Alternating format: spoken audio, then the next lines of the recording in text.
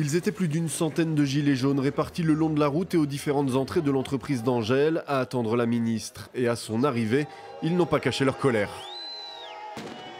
Mais la ministre, protégée par 120 gendarmes et CRS, leur a à peine jeté un regard avant d'entrer dans la PME orinoise où elle venait présenter son pacte régional de formation. 550 millions sur 4 ans qui viennent abonder les 675 millions d'euros investis par la région qui reste pilote des projets.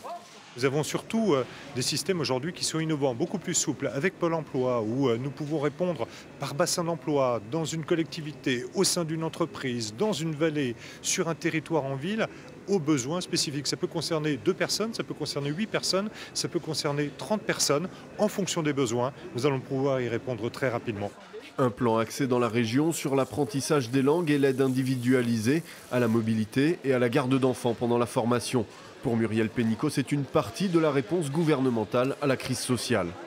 Si on n'a pas eu la chance de pouvoir faire des études, d'avoir une famille qui vous permettait de faire des études, si vous n'avez pas eu cette chance sociale-là, eh bien finalement vous êtes bloqué. Et à travers ce grand droit à la formation, ce qu'on veut faire, c'est redonner à chacun la capacité de trouver un emploi, de se protéger contre le chômage, mais aussi de pouvoir réussir dans la vie professionnelle, choisir un métier qui l'intéresse et évoluer tout au long de la vie.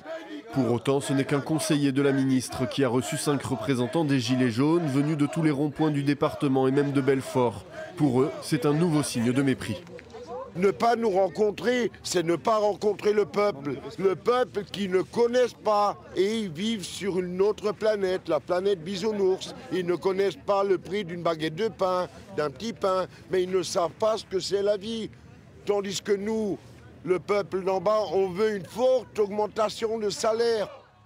À l'issue de sa visite, la ministre est toutefois repartie sans encombre, toujours sous les huées.